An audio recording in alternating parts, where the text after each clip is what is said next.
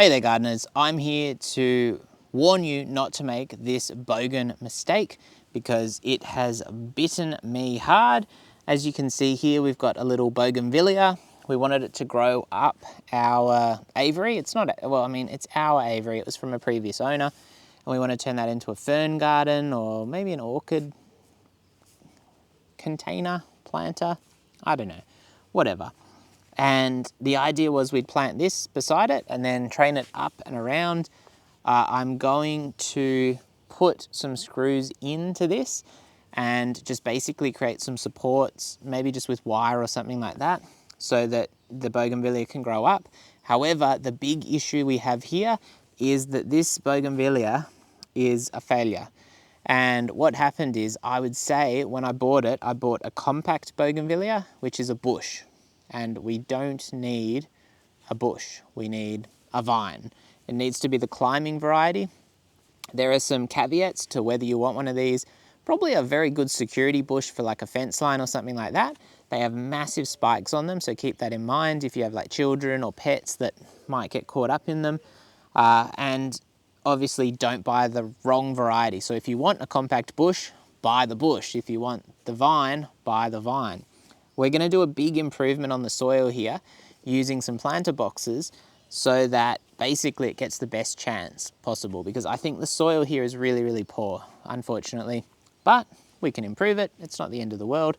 And we should end up with a nice Bougainvillea vine. And just to demonstrate, 20 bucks I think this was. Has it got a price on it? It doesn't. But yeah, it was like 20 bucks, maybe less, maybe 16 bucks. Anyway. This is a climbing Bougs Scarlet O'Hara. That's probably a reference to something that I don't care about. Most recognised red hot bougainvillea in the world. Covering pergolas, framing archways, stunning backdrops and screening unwanted views. Which the cabin is. Large and vigorous in the ground. Perfect. Well-drained soil, that's here. Sunny position, that's here. 5 hours of sun is preferred. It's like, well, wait until we get to 12 hours of sun in summer. Slow release fertilizers, high in potassium, low in nitrogen. So there you go. Sensitive to root disturbance when young, so plant with care. And avoid lifting the plant by stem, okay? Well watered prior to and after planting. So it's been sitting in water, so that's all good. And hardy when established. So that is the big thing. These things are really, really hardy, but you need to get them going. And I was very jealous because I helped my parents plant some on like a screening bit of fence. Theirs in like 6 months have just, it's overtaken the fence. 2 varieties, different colored flowers, beautiful, absolutely amazing. Meanwhile, mine, which went in like a year ago, or a year before theirs went in, is looking absolutely terrible. And obviously soil is an impact, but there's more to it than that, I would say.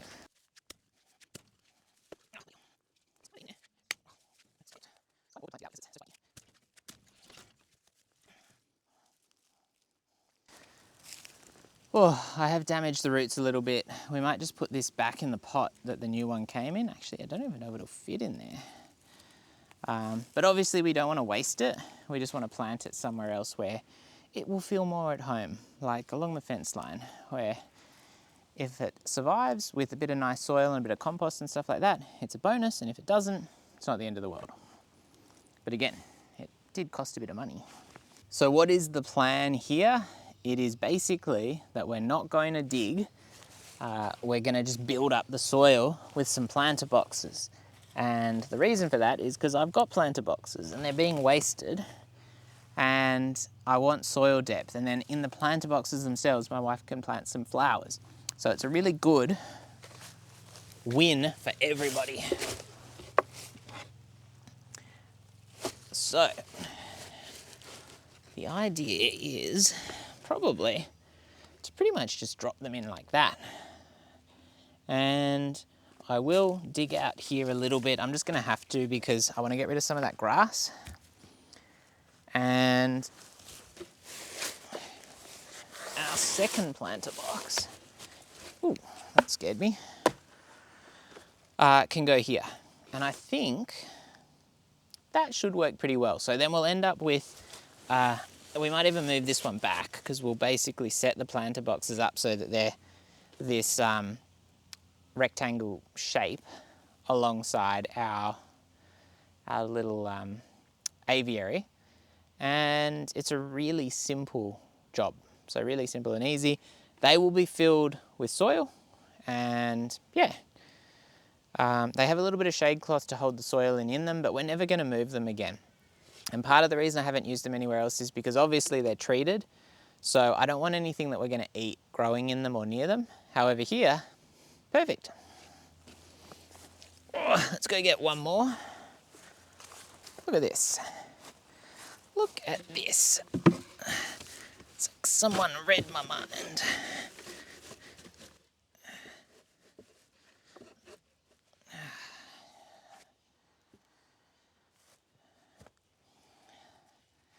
There we go. Yeah, it is not like super straight or anything like that. So I could actually run a couple of screws through, because obviously as the grass dies down a little, these are going to settle and all that kind of stuff. They're going to be full of soil as well, which will put a bit more weight through them. And again, it's not the longest term of solutions, simply because these will rot out with the soil in them. And then maybe we'll put in like a little retaining wall or something like that.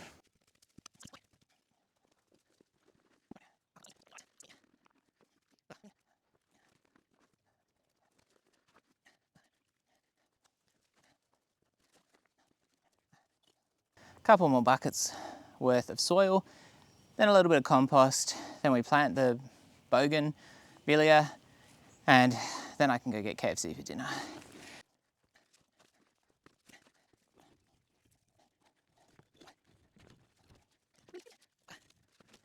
The idea of the bricks along here is just to keep the soil off this, but has not worked really quite the way I was hoping, but that's all right. Now,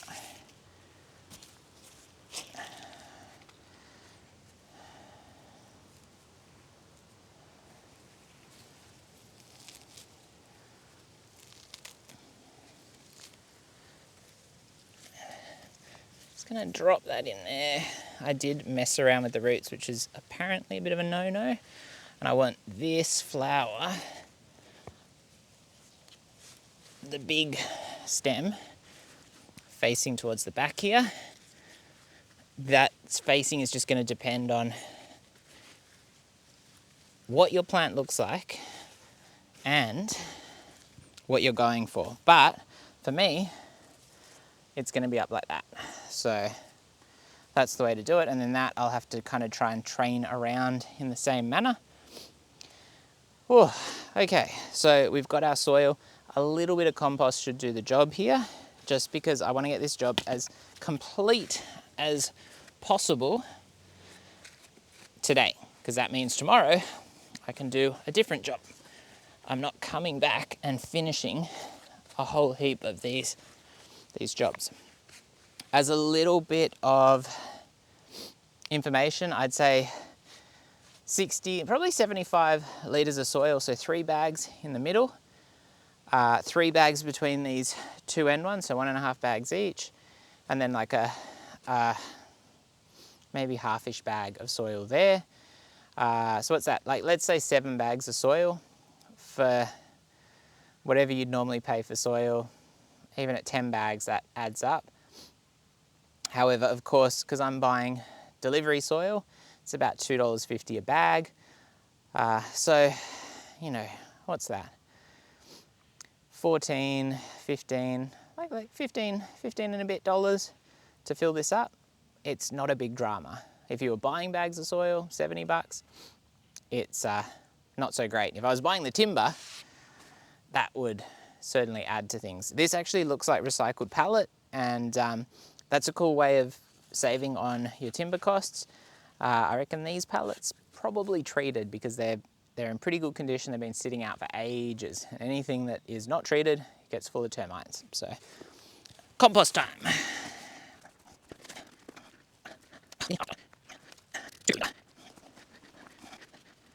Okay, all done. Apart from getting some wires run across the top of the aviary to hold this in place. But I think I'm probably going to do that with some pieces of timber, and that will just bring it out far enough that it can kind of intertwine them quite easily without it becoming a real big issue. Hopefully. Yeah, but we'll see how we go on that one. To be honest, I'm getting a bit hungry. It's getting dark, it's getting a bit cold, and I'm just glad to get that job done. I reckon it's gonna look real good in the future, but obviously we need our Bougainvillea here to do its part and grow really well and get really established and grow over the aviary. But obviously there'll be a long-term update on this one, and we'll see if it worked out or not.